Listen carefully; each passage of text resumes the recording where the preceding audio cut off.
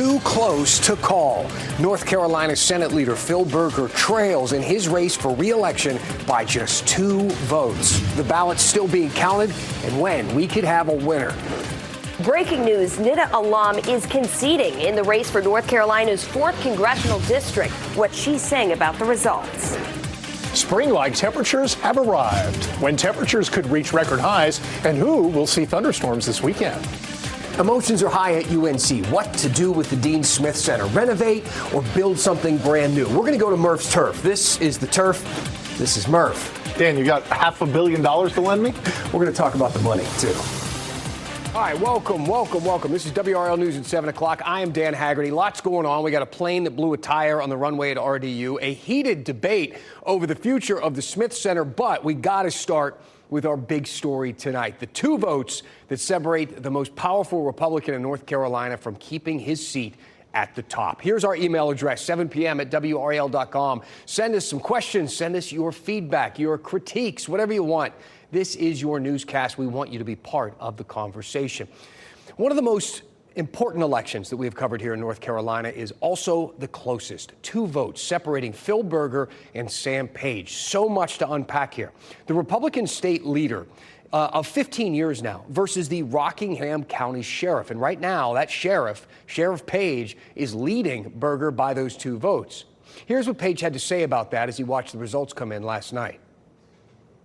A difference of 2 votes. I mean, that's the difference between you and your wife voting for you. How does that make you feel with how razor thin this is? Let me tell you something. A win is a win. Yeah,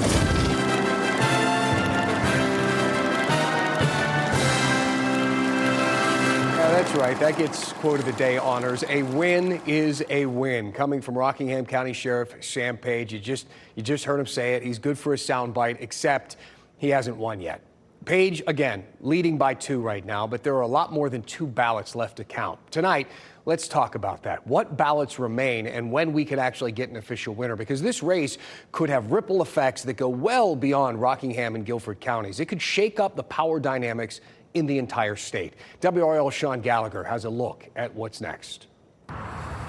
This is largely a wait-and-see type of event. There are 189 provisional ballots at play right now, a majority of which are in Sam Page's stronghold of Rockingham County. But what you'll hear from both men is they want to make sure every single vote is counted. Take a listen. We've got to make sure that every legal vote gets counted, and I look forward to moving through that process in the next days and weeks. We will see kind of how the outcome turns out. But I want to make sure that the votes that came in last night are fully counted for, the provisionals fully recognized, so they can go forward to the numbers.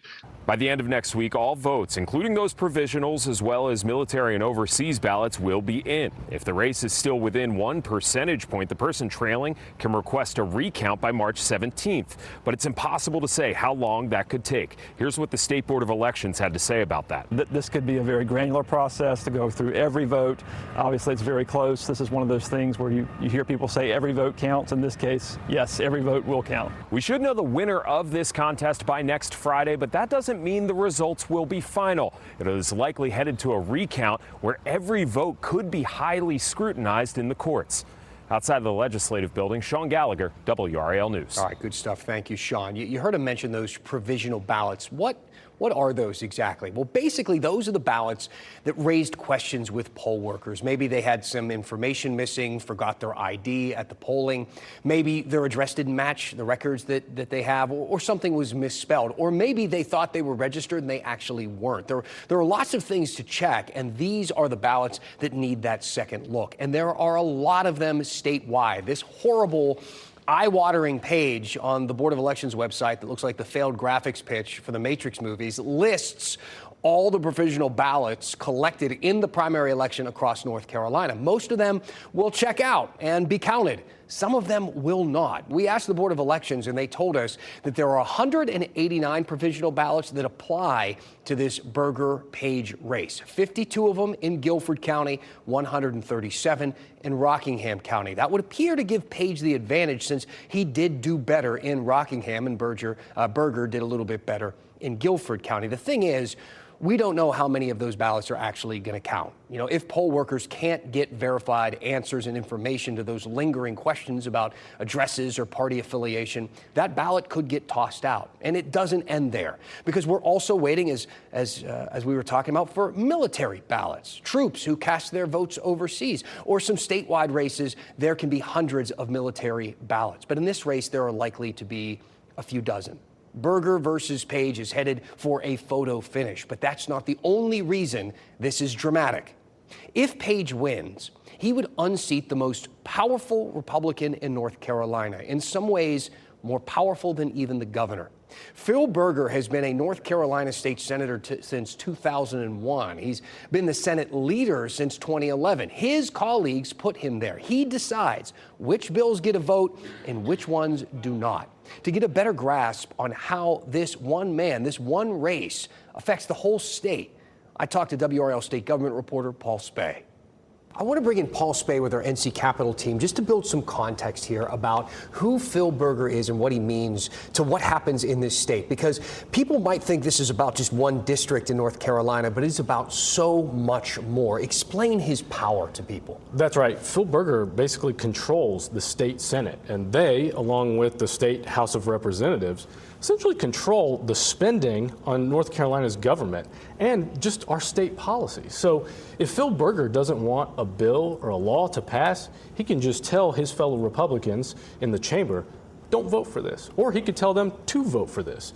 And so the only other person that has that kind of power at the legislature is the House Speaker on the other side. He is one of the two most powerful people in Raleigh at the Capitol. And explain some of the things that are happening that people might recognize impacts on their own life, that they don't realize how pivotal Phil Berger is to those things. I think about the state budget that still has not been passed. That's right. We expected a state budget last year. That didn't happen in part because Berger and Speaker Hall, both Republicans, disagree over personal income tax rates in the coming years.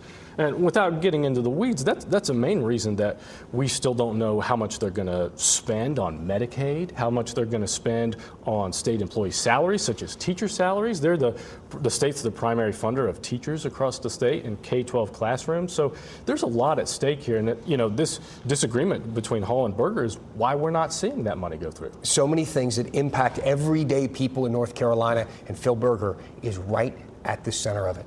Thank you, Paul.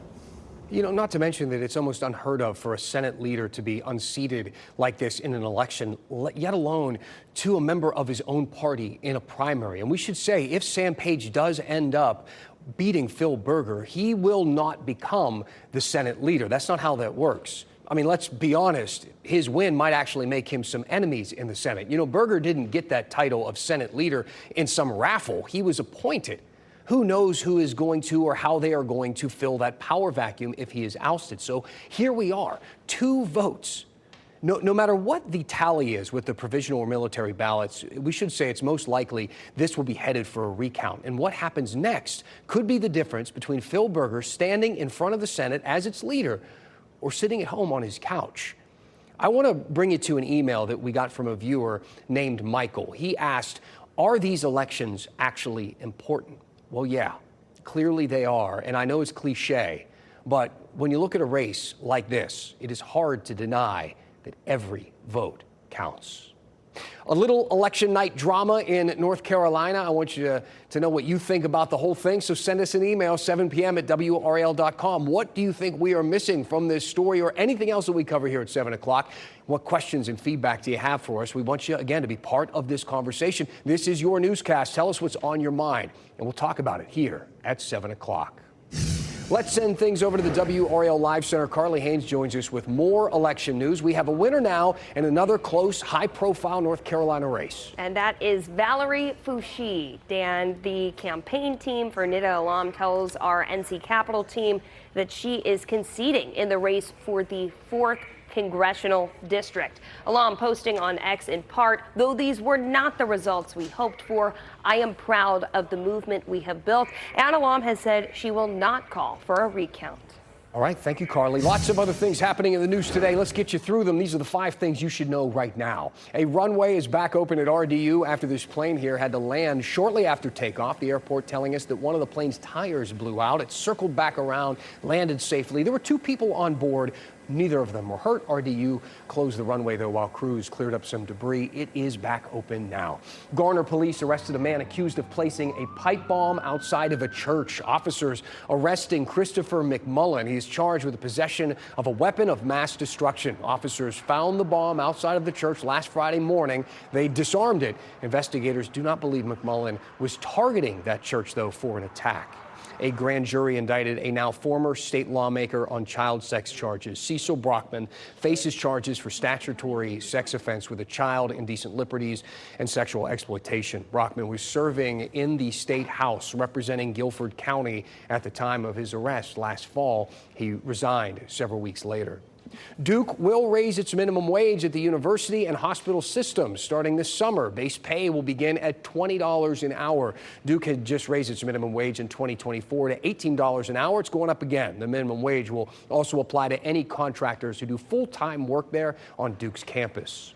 Construction underway now for the new Omni Hotel in downtown Raleigh. It's going to be a 600-room hotel right at the south end of Fayetteville Street. This is part of the upgraded Raleigh Convention Center project, so the hotel will also have some meeting space, also a spa and a rooftop pool. It's projected to be completed around 2028. Lots more to talk about here at 7 o'clock. All my Tar Heel fans out there, how do you feel about the future of the Smith Center?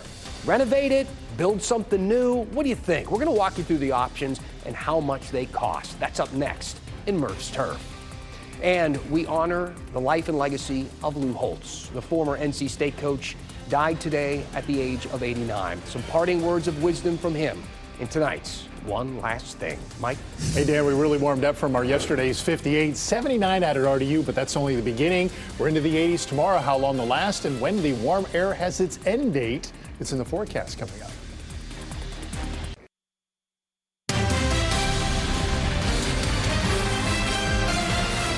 The Dean Smith Center just turned 40 years old, the UNC at UNC. They think it's time to make some changes, repair it, renovate it, rebuild it, or build a new arena somewhere else entirely. This week, they released a presentation showing seven different options that they could consider, 7, but only 3 really got a shot at making it. Renovate the current arena, build a new arena pretty much next door, or build one a mile north of Franklin Street. And these plans aren't just words. They come with numbers, with price tags. And no matter what the university decides to do, upgrading how fans watch the Tar Heels is going to cost hundreds of millions of dollars. I went down to Murph's Turf to get the scope.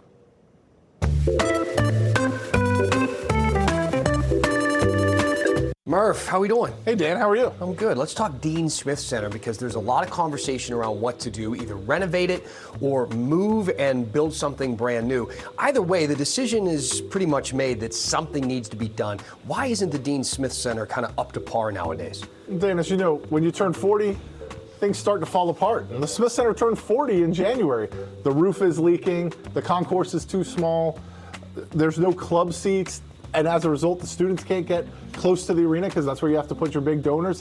It's an old arena that wasn't built for the modern era. We have 3 pitches kind of on the table. One is to renovate. The next was to move it pretty far off campus and build new. And then the third is now to build new on campus. It's been an emotional decision for a lot of obvious reasons because of the history of this building, but we're starting to get some facts and figures around what all of this would cost and bring in. What do we know? Yeah, North Carolina's really gone through a long process, about a 3-year process now to try to get these numbers nailed down. And the renovate option, which is the favorite option of some, about $600 million to renovate the Smith Center and bring it up to par, bring it to its modern capabilities. A lot of that cost is tied up in the next door natatorium, which would have to go in order to put practice facilities right there. So you're talking $600 million. And the problem with that, it only generates about $4 to $5 million in extra revenue each year. The Odom Village scenario, which has emerged in recent weeks, I think, it costs about $700 million to build, but according to the calculations that North Carolina's put together, would throw off about $24 or $25 million in additional revenue. Carolina North, you mentioned, about 1.5 miles north of Franklin Street, university-owned land where they want to start to build a campus. That would cost about $786 million. But because of all that open land and the ability for development, they think that would generate the most, about $25 to $26 million annually. That could then be reinvested into the basketball team, reinvested into the athletic program. Let's talk about the two camps kind of battling it out here. One is thinking more about dollars and cents, and the other is thinking about nostalgia and history, and they're wanting some renovations to be done. Talk about that clash a bit. Yeah, nobody thinks, as I've said, that the Smith Center will hold up.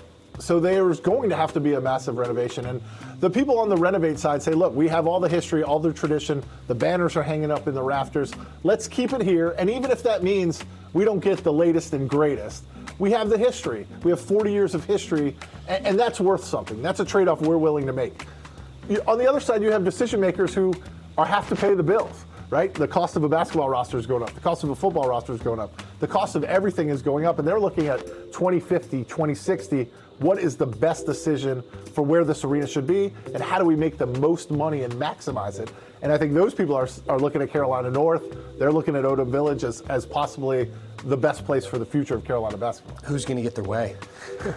At first, I thought it was definitely going to Carolina North. Then I thought the Renovate guys had done such a good job enlisting Roy Williams and Tyler Hansborough that I thought they would win.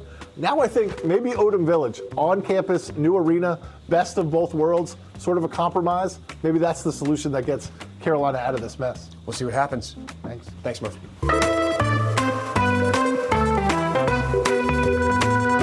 From the turf to the weather center, Mike, it'd be a good week for some outdoor basketball. It would. We had 79 today. That felt so good, and it's only going to get warmer. In fact, we're going to be rivaling record highs. By Friday, Dan, we're forecasting 83. The record high on Friday is 82. Yeah, we're going to do it in a big way when we get warm around here. 55 the low tonight, and then 60s for the foreseeable future. 82 comes Saturday. Maybe not quite as warm on Sunday because we've reintroduced rain chances and more cloud cover. Back to 80 on Monday, and then Tuesday of next week and Wednesday as well, we could rival more old record highs. When does it all come to an end? Well, as of right now, the current warm air end date could be Friday, March 13th with a low of 34. That's what the European model is showing. So if you're wondering when it could get cold again, that's when it possibly could occur. It's like a moving target as of right now, but enjoy the warmth because it's going to stick around for a while. 70 right now, pleasant dog walking weather with cloudy skies being reported at RDU. 68 at Garner, 68 at Nightdale, 68 right now in Apex. Now, as we expand the view, the reason why we're so warm, the ridge that was over the Gulf is now moving offshore. That'll keep us encompassed in this warm air mass, keeping any fronts from coming in and bringing cold fronts and rain. They'll just stay off to the west, producing showers and storms, and there will be a lot of rain. 3, 4, 5, 6, even 7 inches of rain possible, especially in southeastern Oklahoma, where there is the forecast over the next 7 days of having 7 inches of rain. Also, the prospect of severe weather, level 1 and 2 threat, damaging winds, tornado, large hail. Also, a greater threat come Friday. It's a level 3 threat for parts of Kansas and Oklahoma and back up into Missouri. Interestingly, the Storm Prediction Center has this in the general thunderstorm category for Friday, yet I don't have any rain in the forecast. We'll see if that changes. But in the meantime, by Sunday, a system comes in, showers, possible thunderstorms. The American model's got quite a bit of rain. The European model, not so much. We're going to lean on the European model right now and just go about a 40% chance for storms. And that chance continues into Monday and also Tuesday of next week. In the meantime, it's milder tonight. Enjoy the warm air. We had 46 this morning out of your RDU. 55 tonight, 56 Fayetteville, 55 at South Hill. It'll be mostly cloudy, thick upper level clouds, and then check out tomorrow hour by hour. Lunchtime we're at 74. You can eat lunch outside, 80 the high. Now tomorrow will be a little bit more breezy, 10 to 15 mile per hour winds, and then 70s as we head into the evening hours. Forecast highs tomorrow will be in the lower 80s. More 80s to come over the next 7 days. It's nothing but warm air. Warm morning lows, warm afternoon highs. We got the time change this weekend, and right now 3 opportunities for some showers and storms, with the greatest opportunity come Sunday. And again, Tuesday and Wednesday, we could be rivaling more old record highs, Dan. The heat sticks around. Thank you, Mike. One of the most successful football coaches in NC State history was also one of the most iconic coaches in football history. Lou Holtz died today. And tonight, we honor his life with a parting lesson about how we might live ours. Our one last thing after the break.